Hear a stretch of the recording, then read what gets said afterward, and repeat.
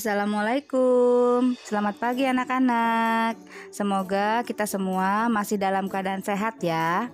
Untuk materi kali ini, saya akan membahas jurnal umum. Disimak ya.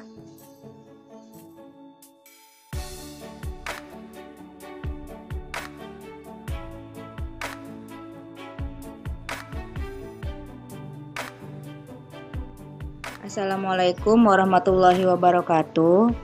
Materi kita kali ini adalah jurnal umum, lebih tepatnya teknis pencatatan dari transaksi ke dalam jurnal umum. Nah, di sini saya sudah menyediakan kalimat transaksi ya, dari tanggal 1 sampai akhir bulan ini kalimat transaksi. Kemudian ini jurnal umumnya, bagan jurnal umum. Kemudian sebelum kita mengisi jurnal umum, kita harus tahu dulu mekanisme debit kreditnya. Misal di sini saya bahas dulu ya mekanisme debit kredit akun. Ini ada kurang lebih 6 akun besar, nanti ada pecahannya lagi ya. Ini ada 6 kelompok akun, ada kelompok harta atau aset. Harta ini terbagi macam-macam ya, ada banyak, ada harta lancar, piutang, perlengkapan, peralatan, kendaraan, tanah dan lain-lain. Kemudian akun utang. Akun utang itu bisa utang usaha, bisa utang bank. Modal ini investasi di awal ya, investasi di awal pemilik perusahaan. Akunnya nanti modal. Kemudian prive ini adalah akun pengambilan pribadi oleh pemilik perusahaan. Kemudian ada akun pendapatan. Pendapatan ini di sini karena kita di sini membahas perusahaan jasa, berarti nanti pendapatannya pendapatan jasa. Kemudian beban itu ada banyak ya. Contohnya misal ada beban gaji, beban sewa, beban iklan, dan lain-lain ya. Nanti ada banyak. Nah, di sini ada tambah dan kurang. Ini maksudnya bertambah, jika berkurang. Nah, di sini ada debit kredit. Nah, kita lihat harta jika bertambah di sisi debit, gitu ya. Harta jika berkurang di sisi kredit. Nanti di sini penulisan angkanya. Kita analisa dulu akunnya. Dari transaksi ini, akun apa saja yang muncul? Paling sedikit 2 akun. Ya, bisa lebih, bisa 3, bisa 4, tergantung dari kalimat transaksi. Paling sedikit 2 akun dan dia harus balance antara debit dan kredit. Nanti di debit dan kredit bisa diisi angka yang tertera di sini. Namun kita klasifikasikan dulu akun tersebut masuknya ke debit atau ke kredit dari mekanisme debit kredit ini. Harta ya, contoh kas. Kas jika bertambah nanti kamu simpannya ke kolom debit. Kas jika berkurang di sisi kredit. Kemudian utang jika bertambah di sisi kredit, utang jika berkurang di sisi debit. Modal jika bertambah di kredit, jika modal berkurang di debit. Kebalikan ya. Utang dan modal sama. Jika bertambah di kredit, utang, modal di kredit. Prive sama dengan harta, jika bertambah di debit, jika berkurang di kredit. Pendapatan jika bertambah di kredit, kebalikannya, jika berkurang di debit. Beban jika bertambah di debit, jika berkurang di kredit. Jadi nanti yang bertambah di debit ini ada harta ya. Harta yang bertambah di debit, harta. Kemudian prive, diingetin ya, harta, prive, dan beban. Itu akun yang jika bertambah di debit. Kemudian akun utang modal dan pendapatan kebalikannya, jika bertambah di kredit. Kita baca transaksi tanggal 1. Pak Beni akan mendirikan usaha jasa travel yang menyediakan paket liburan serta penjualan tiket kereta api maupun pesawat. Sebagai modal awal, ia menyetor. Transaksi tanggal 1, Pak Beni akan mendirikan usaha jasa travel yang menyediakan paket liburan serta penjualan tiket kereta api maupun pesawat. Sebagai modal awal, ia menyetorkan uang sejumlah 40 juta dan sebuah mobil senilai 120 juta. Nah, di sini ada kalimat setoran modal awal. Nanti setoran modal awal Pak Beni berupa kas 40 juta dan mobil. Mobil di sini kita kategorikan sebagai kendaraan. Jadi nanti akun yang muncul, kita analisa akun dulu. Akun yang muncul adalah kas. Kas bertambah, kendaraan bertambah, modal bertambah. Jadi pada kasus ini 3 akun. Kita lihat kas kategori harta. Harta jika bertambah debit, berarti kas debit. Kemudian kendaraan akun harta juga, kendaraan bertambah debit, berarti kas debit sejumlah 40 juta. Kemudian kendaraan bertambah debit senilai 120 juta. Nah, kita lihat akun yang berikutnya adalah modal. Modal juga bertambah. Modal itu nilai dari keseluruhan yang disimpan, yang disetor ke perusahaan. Ya, modal jika bertambah di kredit, berarti modal total dari 40 ditambah 120 juta adalah 160 juta. Ada di sisi kredit karena modal bertambah ada di sisi kredit. Nah, untuk di kolom nama akun, jika dia kredit kita kasih spasi, kita kasih jarak seperti ini ya, karena untuk menandakan bahwa dia akun modal ini ada di sisi kredit. Jadi dikasih spasi jarak seperti ini. Kalau yang debit agak di pinggir sini. Begitu cara teknis pencatatannya ya. Kita lanjut ke tanggal 2. Tanggal 2 Juni. Dibeli peralatan kantor untuk 3 unit komputer dan 3 unit printer senilai 10 juta. Peralatan, berarti di sini peralatan dan kas karena kita membeli. Peralatan bertambah, kas berkurang karena kita beli. Kita perhatikan, berarti ini analisanya harta dan harta. Peralatan masuk harta, kas juga masuk harta. Cuma bedanya penempatan. Peralatan bertambah di sisi debit, kita tulis peralatan di debit. Jadi untuk menulis jurnal umum kita tulis yang debit dulu ya, yang kreditnya di bawah. Jadi biar rapi pencatatannya. Peralatan bertambah debit, tulis angkanya di debit 10 juta.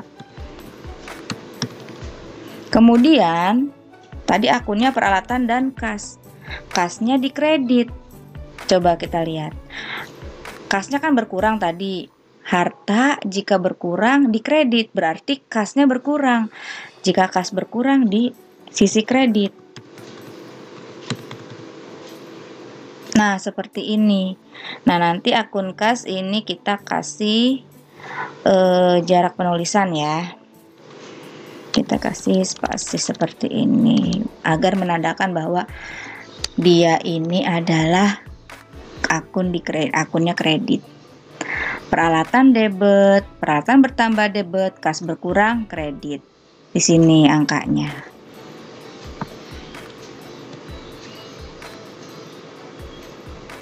Kemudian Tanggal 2 berikutnya, membeli perlengkapan kantor seperti kertas dan alat tulis sejumlah 4 juta, baru dibayar 3 juta, sisanya belakangan. Nah, dalam transaksi seperti ini nanti ini muncul 3 akun karena baru bayarnya sebagian, jadi nanti muncul 3 akun. Yang pertama, perlengkapan bertambah, utang bertambah karena sisanya belum bayar, kemudian kas berkurang karena kita membeli, ya. Jadi analisanya perlengkapan bertambah.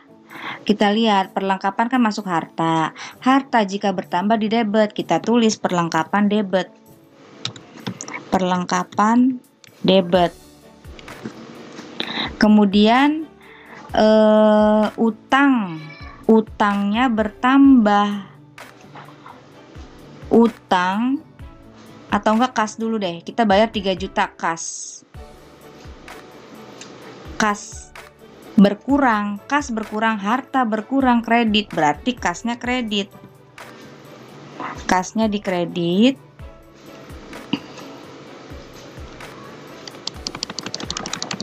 Satu lagi akun utang, karena ini sisanya belakangan, sisanya belum bayar, kita masih utang sisanya.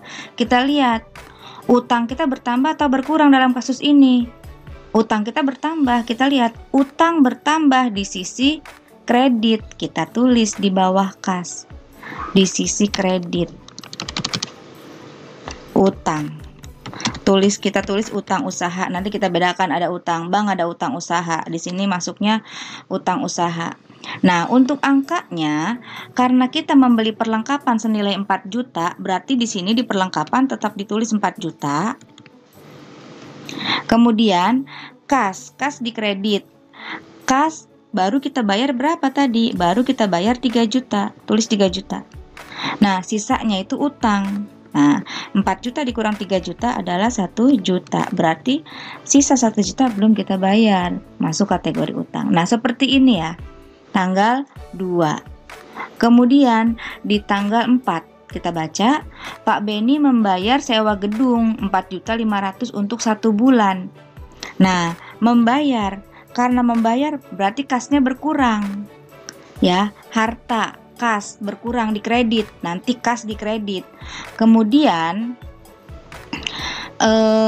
membayar untuk apa? Biaya sewa, beban sewa nanti muncul di sini. Beban sewa debit, beban sewa bertambah debit, ya. Beban sewa debit, beban sewanya debit senilai 4.500.000. Kas kredit karena kasnya berkurang, kas berkurang di kredit, tulis senilai 4.500.000. Nah, seperti ini untuk tanggal 4 analisisnya. Kemudian di tanggal 5. Di tanggal 5 menerima pendapatan sebesar 8.500.000. Karena kita menerima berarti kas kita bertambah. Kas, harta bertambah debit, berarti hartanya kasnya di debit. Kas debit senilai 8.500.000. Kemudian kita memperoleh kas dari hasil pendapatan jasa. Kita lihat pendapatannya bertambah karena kita mendapatkan hasil. Pendapatan bertambah di sisi kredit. Nah, kita tulis pendapatan jasa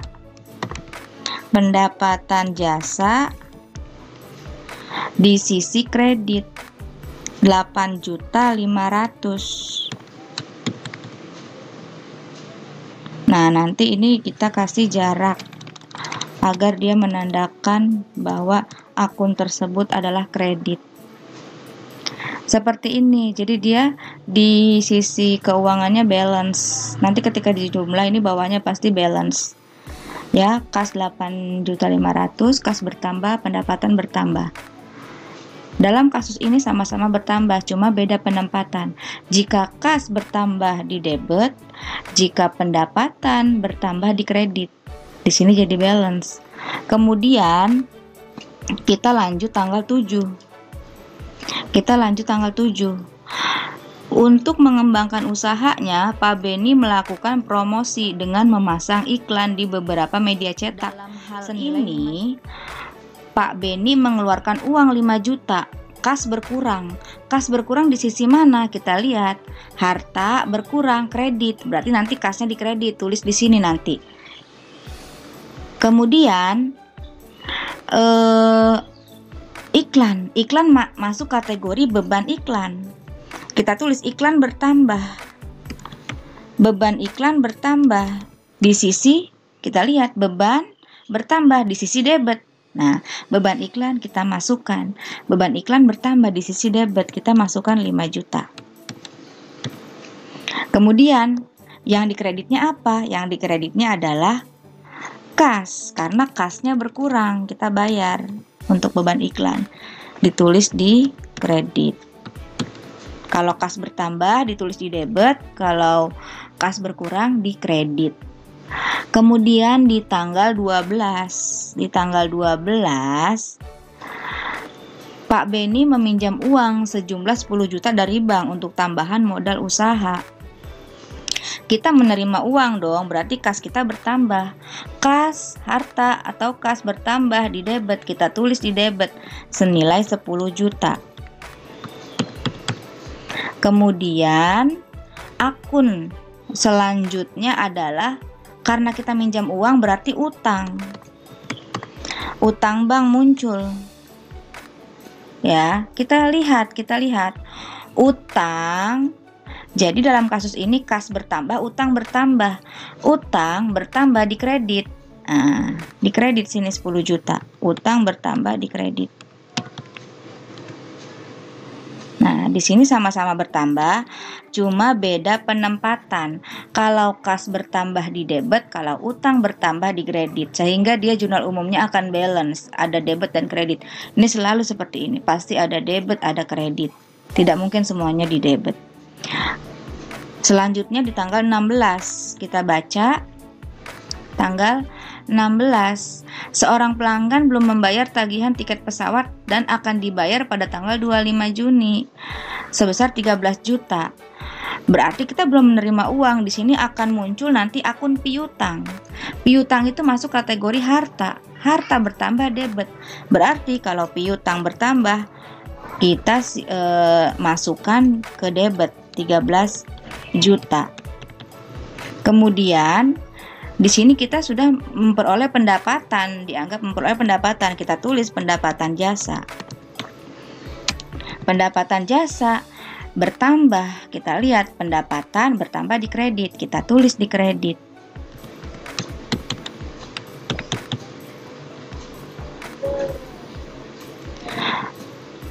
Lanjut di tanggal 24. Membayar utang ke bank 3 juta. Karena kita membayar, berarti nanti kasnya berkurang. Kas di kredit kalau berkurang.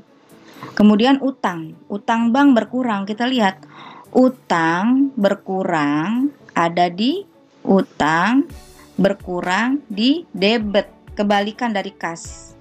Berarti kita tulis di sini utang dulu, utang bank. Utang bank berkurang, kita baru bayar 3 juta. Utang bank berkurang 3 juta ada di debit. Kemudian kasnya berkurang juga karena kita bayar ke bank. Kas berkurang di sisi kredit. Kas berkurang di kredit. Ya, ini kita kasih spasi dulu ya. Kurang lebih seperti ini mekanisme pencatatan. Kita mengacunya ke sini ya, ke mekanisme debit kredit ini mungkin bisa dikatakan sebagai rumusnya. Nanti juga lama-lama ini mau nggak mau harus dihafal. Nanti lama-lama kalau sudah terbiasa juga akan ingat sendiri. Kemudian di tanggal 25. Di tanggal 25 kita baca diterima pembayaran atas transaksi tanggal 16. Nah, kita menerima piutang di tanggal 16. ada orang yang belum bayar ke kita, dia baru bayar tanggal 25, 13 juta. Bagaimana mencatatnya ketika ada pembayaran piutang? Berarti nanti akunnya kas dan piutang. Cuma bagaimana menyimpannya debit kreditnya? Kita lihat lagi ke sini. Kas dan piutang. Yang mana yang debit? Kalau kita menerima hasil piutang berarti kas bertambah. Menerima pelunasan piutang berarti kas bertambah, piutang berkurang. Ini dua-duanya sama-sama harta. Kas harta, piutang harta. Kas bertambah debit, piutang berkurang kredit. Berarti kasnya debit, piutangnya kredit. Kita tulis kas debit sebesar 13 juta. Kemudian piutangnya kredit. Piutangnya kredit sebesar 13 juta. Ya, seperti ini cara pencatatan ke dalam jurnal umum. Kemudian tanggal berikutnya, tanggal 27. Di tanggal 27, Pak Beni mengambil uang dari perusahaannya untuk keperluan pribadi sebesar 500.000. Berarti kasnya berkurang. Kas berkurang di kredit nanti di sini. Kemudian yang debitnya apa? Karena ini pengambilan pribadi, berarti tulisnya prive. Muncul akun prive. Kita lihat, prive-nya bertambah. Prive bertambah di sisi debit. Ya, berarti betul kita masukkannya ke sisi debit. Nilainya 500.000. Kemudian yang dikreditnya adalah kas. Karena uang kas perusahaan diambil oleh pemiliknya. Kas berkurang ada di sisi kredit.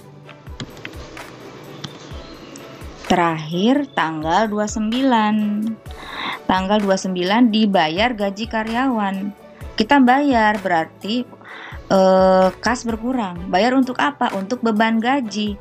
Beban gajinya beban bertambah. Beban jika bertambah ada di debit. Kas jika berkurang ada di kredit. Berarti beban gaji debit senilai 1.500.000. Kasnya kredit senilai 1.500.000. Nah, setelah selesai pencatatan kolom debit dan kredit, kita jumlahkan. Kolom debit semua kita jumlahkan.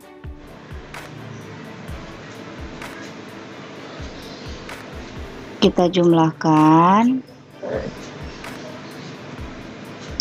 Kemudian kolom kredit juga kita jumlahkan.